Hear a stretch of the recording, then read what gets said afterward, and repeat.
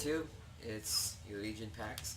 Here again with another series. By now I will have started my RuneScape series and most likely will have ended my Chivalry series. But anyways, as you may have known, back with the old channel, I had a series with ImpartialPine as guest. We were playing World of Tanks. Well, Wargaming, they released a spin-off of World of Tanks. They called it World of Warplanes, which is essentially the same thing, except instead of tanks, you have planes. They also have another version coming out. It's World of Warships, which is basically, it's with boats, and we will be doing that as soon as it gets released to the public. So, as with last time, we had ImpartialPine as a guest. Look who we have here today. Say something. Well, you just ruin it. Yeah. Jeez. Just trying to be dramatic. Just dragging it out. Okay. Okay. Yeah, it's me, ImpartialPine. Yeah. Yeah. And he does have his own channel, so go check that out. In the future sometime, he may be coming out with series of his own instead of just guesting on my series. So anyways, without further ado, World of Warplanes. Yeah. Last time I had a better computer because I had a better processor than Pax, but now he's got a better computer than mine. Yep. My stupid malware downloaded on my freaking computer, and both of them are killing each other. And it's destroying my computer. Yep. Which is terrible. It's tearing itself apart on the inside. I bet you if I opened it, I would find the motherboard, and there's just like a giant crack in the middle. Like my first one, it set itself on fire on the inside. Maybe not quite as extreme, but anyways. Not quite as extreme. So this is a multiplayer game. I do not believe there are any single players. Unlike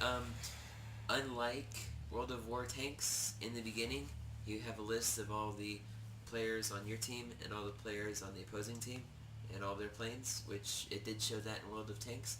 But now, you can compare your planes in firepower, airspeed, and maneuverability to those of the enemy team. It gives your value over here, and their value over there. Yeah, So, he's already in the game. I am still loading because processor. Mine's amazing, and yours is a clunker. Yes, I know. I'll be getting another new computer.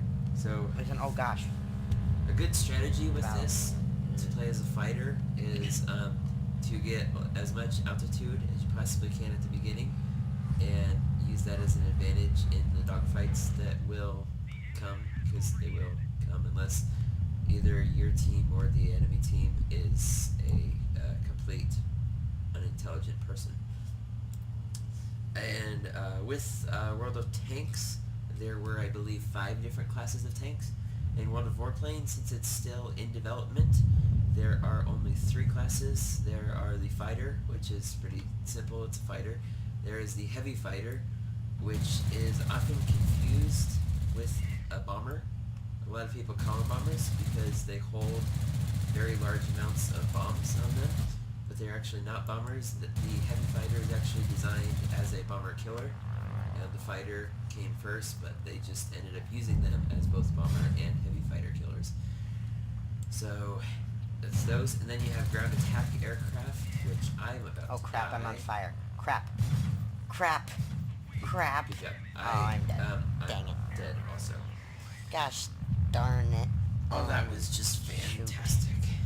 Anyways, then there's the ground attack aircraft, which is essentially an overpowered, really low flying and really slow aircraft that has a crap load of bombs, rockets, and guns on it. Wait, is that my... No. Let's see if I can find these. You can see on the side over here, right here, the FW-57, the AO-192, those are both heavy fighters. Let's see if I can show you. Here we go. Heavy fighter. They're giant. They're basically flying bomb barges because they turn like a barge, and they carry crap loads of bombs and guns on them. Yeah, as you see, he's not turning very well. Yeah. He's Compared to what you saw before with the fighters, how they can just turn on a dime. These ones turn on a sun, yeah, for lack of a better word. basically. And then I'll switch to, here we go, ground attack aircraft. These turn like a semi on a freeway. They don't. It's just not going to happen. You can see how slow Not gonna happen. it's going. Yeah. So, those are those. And the Yeah. planes, obviously, if you catch on fire, it's really bad. Like, really bad. Yeah. Because in most of the planes, you only have one crew member, and if they don't have firefighting ability equipped, you're... Well, if you get to the point that you're on fire, you're pretty much screwed anyways. Yeah. So, because if they can do enough damage to you to set you on fire, you're going to die fairly shortly. Oh, yeah, that's the last person left. Yeah. Fires can put themselves out. Anyways, since this game is still in development, unlike with World of Tanks, where pretty much every country except for Japan had every single form of tank in it, World of Warplanes does not. The Russian planes, they are the only ones to have ground attack aircraft, and they only have ground attack aircraft and fighters. Fighters are present in every single country. And then the British and German airplanes, they are the only ones to have heavy fighters in them. And then the Japanese and American ones are the only ones to have carrier-borne fighters, which a carrier-borne fighter is basically a fighter that takes off from a carrier, and they generally have one or two bombs on them. So you get the bonus of the bombs, but you do have slightly limited mobility from the bombs. And there goes our last team member. What a shame. Oh, you got one more experience than I did. It's what I do. I bet you I did more damage. Yeah. We'll leave that up to be judged. Wait, did you say how there are the different ways to defeat the game or beat the game? Oh yeah, ways to beat the game. You can either, one, kill everybody on the enemy team, or two, there's a thing called supremacy. It's kind of complicated. I don't think I completely understand it yet, but basically it's a thing where for every ground target you destroy, which there are ground targets that you can shoot at, there are AA guns, warehouses, oil drilling thingies, and then the enemy headquarters, of course. Those will each give you one supremacy point, and the headquarters will give you 3, and the team to have more supremacy points will eventually develop like a supremacy rating, and that's in the form of a percent. And if they can keep the enemy team from destroying any of their ground targets and keep that for long enough for them to get to 100% supremacy, then they'll win by supremacy. And there are other game modes, I just haven't progressed that far into the game. You can see here, all of my planes are tier 4s, and then this one's a tier 3.